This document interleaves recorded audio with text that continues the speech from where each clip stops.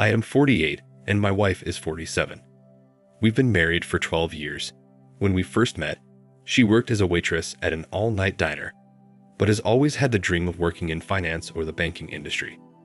When we started dating, I told her I would do everything within my power to help make those dreams come true. I am a manager at an automotive shop and I was making around $48,000 per year, but I helped her out financially with student loan so she could continue her education in her field. Because she didn't have any money left to pay her bills, I would give her a couple of $100s here and there to make sure she could pay her rent and other bills on time. Over the next couple of years, with a lot of dedication from both of us, she eventually got a job as a finance manager at a local bank, but she did not start as a finance manager. She had to work through a few of the positions at the bank, which in turn made her a more well-rounded manager. It was a great position for her, and it paid very well. Eventually, she started doing so well that she didn't need my help anymore and was able to pay off all of her student loans and even offered to help me out financially. But I declined because I didn't need it.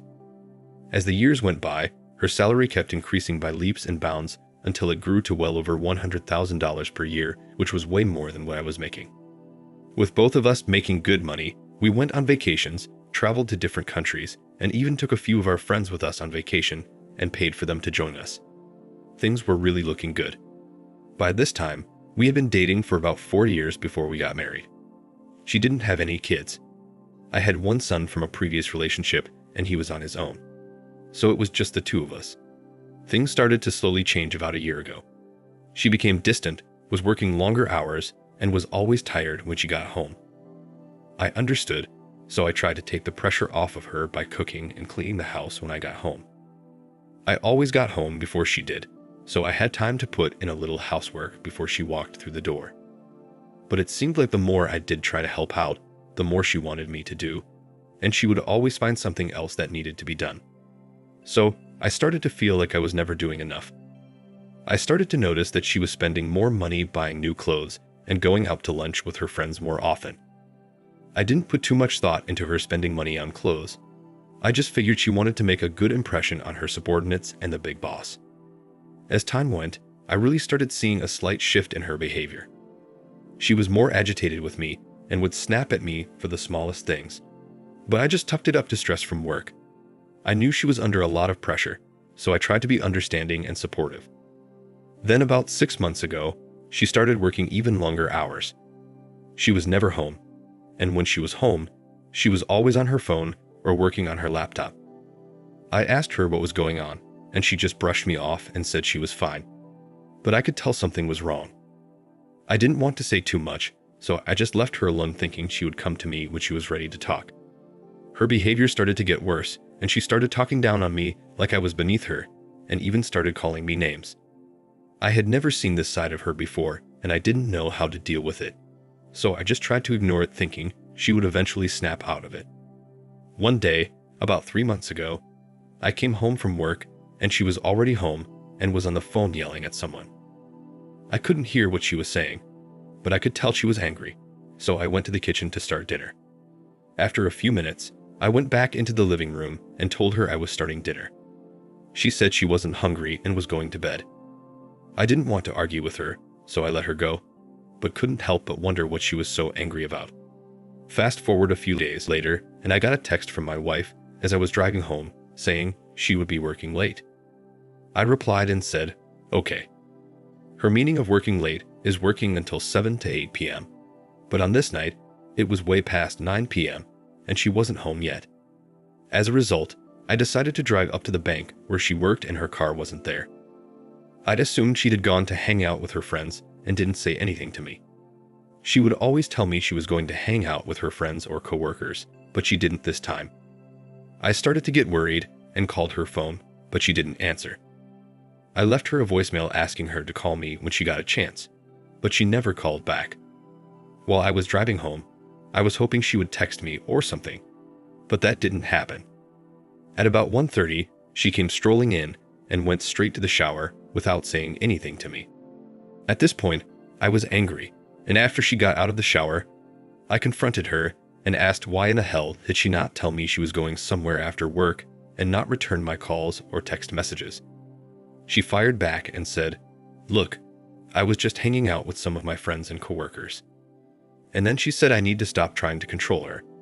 I said to her, "Excuse me, really?" I then said, "Okay," and walked off to sleep in the guest bedroom. The next morning, I went to work without saying anything to her, and she didn't say anything to me the whole day. No apologies, nothing.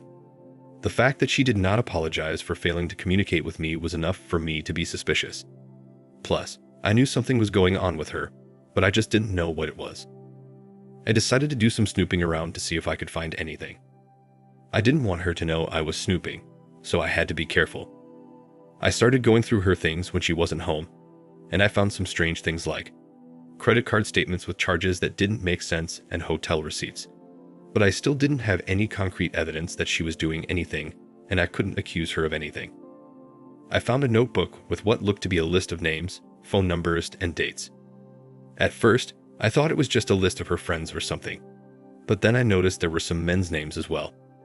I decided to call one of the numbers on the list, and it turned out to be a hotel.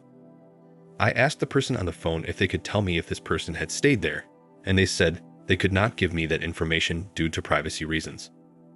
I also asked if they could check and see if the person had checked out, and they said they could not give me that information either.